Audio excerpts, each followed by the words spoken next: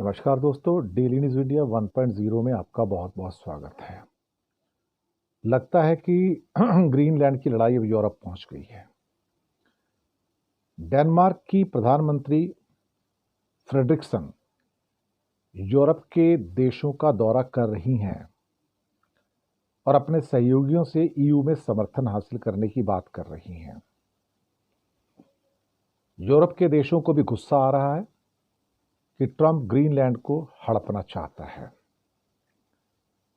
लेकिन फ्रांस खुलकर सामने आ गया है और फ्रांस के जो फॉरेन मिनिस्टर हैं उनका कहना है कि हमने ईयू फोर्सेस को ग्रीनलैंड में पोस्ट करने की बात शुरू कर दी है। ये चर्चा तब शुरू हुई है जब ट्रंप ग्रीनलैंड को हथियाने की धमकी दे रहे हैं। फिलहाल फ्रांस का कहना है कि ग्रीनलैंड को बचाने के लिए वो फ्रांस की आर्मी को भेजने को तैयार है। अब डेनमार्क के साथ इस मुद्दे पर बातचीत हो गई है। डेनमार्क अभी ईयू फोर्सेस तैनात नहीं करना चाहता है और कहा कि मैं थोड़ा टाइम रुकना चाहता हूं ताकि मैं ट्रंप की धमकियों को ज़मीन पर उतरते हुए देखूं और तब हम अपने लोगों को पोस्ट करेंगे वहां पर। हमारी डेनमार्क की फोर्सेस तो हैं वहां पर।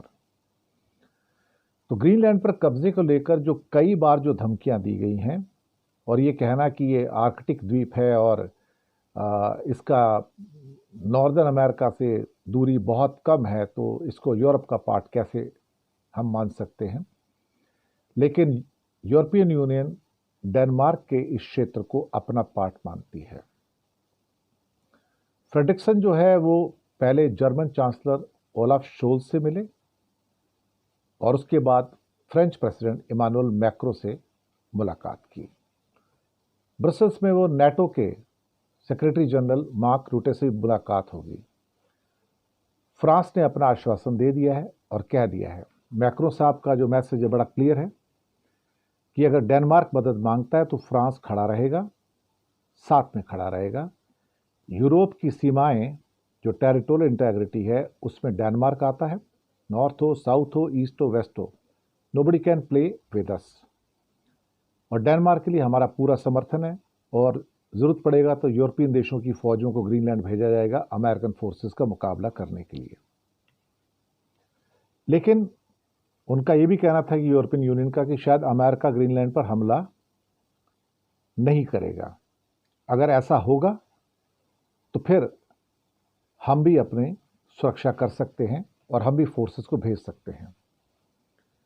इसके अलावा फ्रेंच फॉरेन मिनिस्टर नोएल बारो का कहना है, चेतावनी दी उन्होंने डोनाल्ड ट्रंप को, अगर उन्होंने यूरोपियन यूनियन के ऊपर टैरिफ लगाया तो इसका खामियाजा अमेरिका को भुगतना पड़ेगा, क्योंकि यूरोप में हजारों अमेरिकी कंपनी जो हैं काम करती हैं और अगर आप हमारे ऊपर टैरिफ लगाते हैं तो इस ट्रेड वॉर में सबसे ज़्यादा नुकसान अमेरिका का होगा और इसका शिकार हजारों जो अमेरिकी कंपनियां हैं यूरोप में जो काम कर रही हैं उसको खामियाजा भुगतना पड़ेगा।